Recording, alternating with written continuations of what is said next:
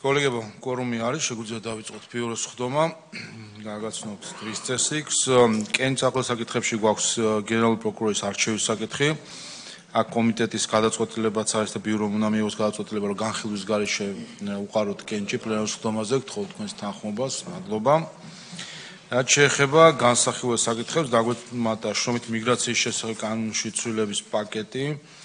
საჯარო სამსახურის შესახებ კანონში ცვლილების პაკეტი, მე-6 საკითხად, 31 საკითხად, დაზვერვის სამსახურის შესახებ კანონში ცვლილების პაკეტი, მე-3 მოსმენით, 57 საკითხად, თავდაცვის კოდექსში ცვლილების შეტანის შესახებ პაკეტი, მე-3 მოსმენით, 62 საკითხად, ინოვაციების შესახებ პაკეტი, მე-3 მოსმენით, 64 საკითხად, შინაურ ბინადარ ცხოველთა შესახებ პაკეტი მე-2 მოსმენით 62 საკითხად ადმინისტრაციული სამართალდაღოთა კოდექსში ცვლილება მე-2 მოსმენით საკონსულო საქმიანობის შესახებ კანონის ცვლილება პირველი მოსმენით 69 საკითხი 73 წარდგინება საავიაციო ობიექტთან დაკავშირებით მოძრაობრივი მოწყობილობების მიმართ საერთაშორისო გარანტიების შესახებ კონვენციის ძალაში შესვლის პროცედურების დასრულების უზრუნველყოფის მიზნით შესაბამის ღონისძიების განხორციელების თაობაზე.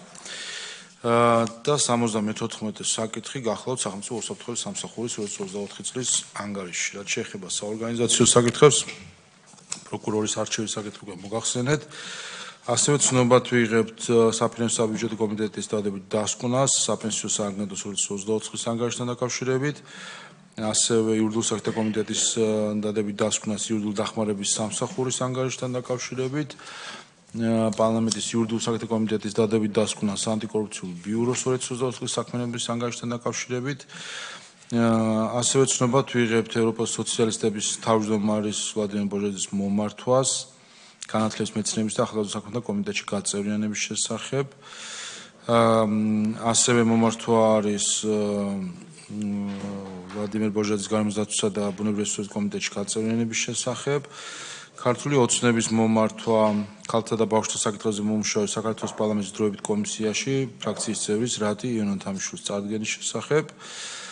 და ასევე ცნობად ვიღებთ განათლების კომიტეტის თავმჯდომარის მიერ წარმოდგენილ ანგარის ბაქოში ვიზიტთან დაკავშირებით და ბოლოს საკითხი გახლავთ მთავარი შრომის ინსპექტორის 2024 წლის ანგარიში, რომელიც გადაეცემა ჯანდაცვის კომიტეტს, როგორც წამყვან კომიტეტს და სავალდებულო დასკვნისთვის ადამიანის უფლებათა კომიტეტს და დარგობრივი ეკონომიკის კომიტეტს გადაეცემათ.